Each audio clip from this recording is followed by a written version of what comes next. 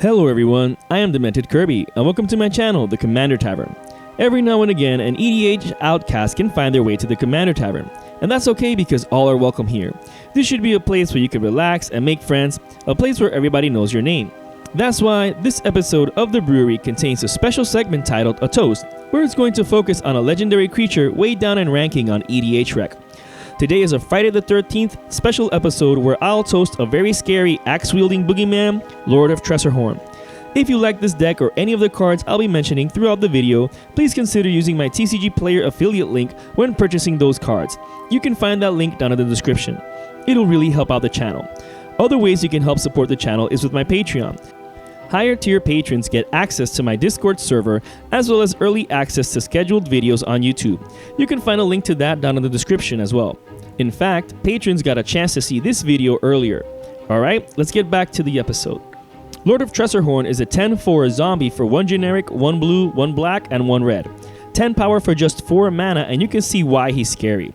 However, he does have a drawback. Whenever he enters the battlefield, you have to sacrifice 2 creatures, lose 2 life, and have target opponent draw 2 cards. 2 life early game in a commander match is peanuts.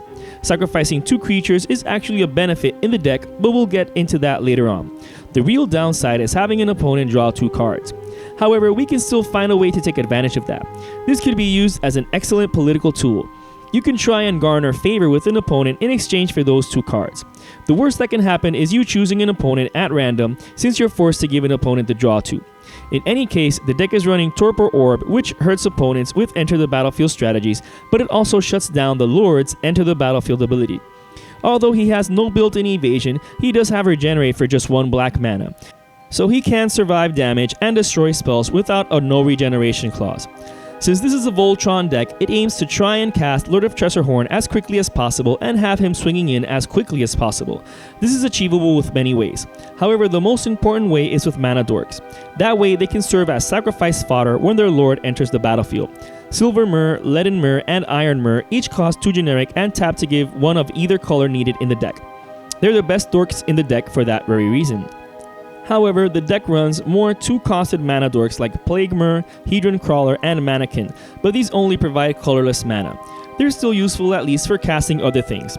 The last mana dork is Sea Scryer, which taps for colorless but is harder to cast than the previous 6 because it requires colored mana. The deck also runs Nightscape Familiar as a way to reduce the Lord's cost by 1 generic. If you're able to cast him on turn 2, you're able to cast the Lord on turn 3 while also sacrificing it to him. If not, it's still a great card since it reduces the cost of our red and blue spells, plus it's a great blocker since it has regeneration.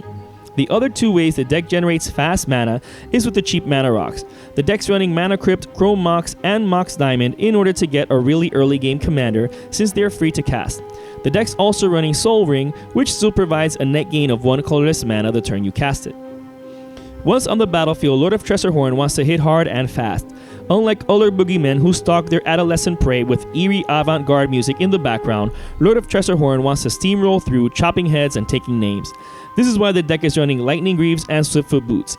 The Greaves equip for free, but the boots do require you an additional mana to equip, so it's almost like paying an additional mana to give him haste. Other cards that use mana to give haste are Handwire Battlements and Flamekin Village. What's great about these is that they're lands, so they're easy to slot in the deck. Unfortunately, the village enters the battlefield tapped, but at least it taps for red. Hall of the Bandit Lord is also included in the deck. It enters the battlefield tapped and you have to pay 3 life to get mana from it, but at least it gives haste without investing in mana. Besides, 3 life is a good trade-off for the huge chunk of life Lord of Tresserhorn is going to be taking anyways. Speaking of which, he's only at 10 power, making him a 3-turn clock, so he might as well be 7 power if you want to win via commander damage. However, even slightly increasing his power by even 1 is enough to make him a 2-turn clock. Hero's Blade, Sigh of the Shinobi, and Stormrider Rig are cheap equipment that can be cast before Lord of Tresserhorn.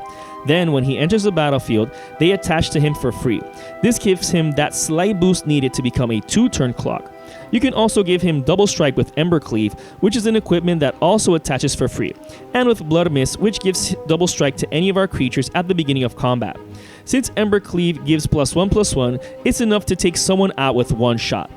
We can also pump him that extra 1 power for free with Cathedral of War and Forge of Heroes. If he's the only one attacking, the Cathedral's Exalted triggers and he gains +1/+1 until end of turn. Forge of Heroes gives him a +1/+1 counter when tapped the turn he enters the battlefield. Since they're lands, they're easy to slot in the deck. Although Lord of Tresserhorn has regeneration, Hammer of Nazan is included in the deck just in case. It also equips for free, similar to the previously mentioned equipment. Although Loxodon Warhammer and Whisper Silk Cloak can be equipped for free like the other equipments, they're still amazing in the deck, which is why they're included. The Warhammer gives the Lord that necessary boost in power, while also giving him Trample and Lifelink, which is great. The Cloak makes him unblockable, which pretty much guarantees chopping heads. Other ways of making him unblockable is with Thassa, God of the Sea, and Rogue's Passage. Thassa is usually an enchantment since the deck doesn't have many blue permanents. Yet, she's still indestructible and can scry one at the beginning of our upkeep. But those are just bonuses. Her true purpose is to make Lord of Tresserhorn unblockable. Albeit costing twice as much, Rogue's Passage also makes him unblockable. As with the others, being on a land makes it easy to include it in the deck. However, not to be ungrateful, at his 10 power, the last equipment in the deck is Grafted Exoskeleton. This makes him a one-shot killer thanks to the Infect. And if anything does block him, they get 10 -1/-1 counters. Not to be outdone, the deck runs Tainted Strike and Phyresis to round out the Infect suite of the deck. A well-timed Tainted Strike usually takes someone out of the game immediately. True to the spirit of Friday the 13th, this makes an unblocked Lord of Tresserhorn a pretty scary boogeyman indeed. Alright, now a one-shot opponent killer is great and all, but he still needs 2 sacrifices when he enters the battlefield, otherwise you have to sacrifice him to his own ability. Fear not, the deck runs plenty of ways to tackle that obstacle besides the aforementioned Torpor Orb. Filth and Anger are great sacrifice fodder since we want them in the graveyard anyways. If we control a mountain, since we should given the lands in the deck, Lord of Tresserhorn would have Haste, which is, as we saw earlier, pretty important. If we have Urborg Tomb of Yawgmoth, then Filth is another way to make the Lord unblockable. However, if any opponent were to have their own swamp in play while we have Filth in the graveyard, they'll probably be the first to go. One of my favorite sacrifice fodders for this deck is Aura Thief. This relatively obscure creature is amazing since it can steal all enchantments on the battlefield. This is a great way to get rid of all enchantments as well as having them benefit us as their new controller. The deck also runs cheap creatures that make more creatures. Goblin Instigator and Mog War Marshal each cost 2 mana and provide 2 bodies for the Lord. Any of these are great in opening hand since we won't have to worry about not being able to cast him. Send Your Autocrat also creates tokens when it enters the battlefield, but making so many makes him cost twice as much. That being said, it's still a good card for that very reason. Handwire Garrison is included not just because it can meld with the previously mentioned Handwire Battlements into Handwire the Writhing Township, but because it creates 2 creature tokens when it attacks. Sometimes in the very early game, an opponent might not have blockers, or you can strike a deal with an opponent. If they let you hit them with the Garrison, you'll give them the 2 cards when Lord of Tresserhorn enters the battlefield. We can also create tokens with Kirkkeep and Dwarven Mine. If all else fails, we can use the Keep to make kobolds. Since the mine is a mountain, we can also fetch it with the 4 fetch lands in the deck that ramp for mountains. Again, these cards being lands were an easy slot in the deck. Other cheap creatures in the deck that can be cast before the Lord are Palace Familiar, Purple Crystal Crab, Surveilling Sprite, Floating Dream Zubura, Jeskai Sage, and Oculus. What these creatures all have in common is that they cost 1 generic and 1 blue, and all cantrip when they die. This is great because this gives us a card when the Lord enters the battlefield. If anything, if we draw into them later in the match, they're still great chump blockers or can be exiled for Chrome Mox, Force of Will, or Force of Negation, but we'll discuss those cards soon enough.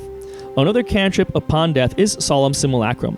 Not only will it ramp when it enters the battlefield, but it will draw us a card when sacrificed to the Lord afterwards. Other sacrificial creatures that provide mana advantage are Cathodian, Direfleet Hoarder, and Gleaming Barrier. What I like about Cathodian is that when it dies, it provides 3 colorless mana, which can be used to equip the Lord with any equipment already on the battlefield, like Loxodon Warhammer, Whisper Silk Cloak, etc. The other 2 create a treasure token when they die. This banked mana can be used later on for the same reason or to just have a mana advantage. The last set of creatures for this deck are self-recurring creatures. Endless Cockroaches and Mortis Strider each cost 3 and each return to our hands when they die. This might seem like a slight loss in tempo, but it's not. The deck has plenty of ways to abuse recurring creatures and we'll see that soon enough.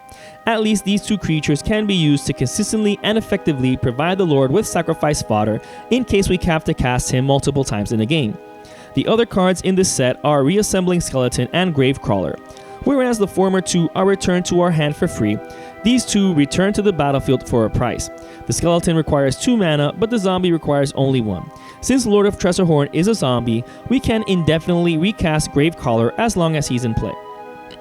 This brings me to the other things the deck can do. Take advantage of those creatures that are dying. If the point of all of these creatures is to facilitate Lord of Tresserhorn sticking around, what do we do when we draw them afterwards? Sacrifice them to other effects, of course. Phyrexian Altar and Ashnod's Altar each give us mana for free when we sacrifice a creature to them. Sadistic Hypnotist is also a free sacrifice outlet that can really disrupt opponents. With enough mana, you can use Reassembling Skeleton or Gravecrawler to potentially rid opponents of their hand during your turn. We can also take advantage of these sacrifice triggers with Dictate of Erebos and Grave Pact. I love these enchantments and recommend them for decks like these where we control the deaths of our creatures.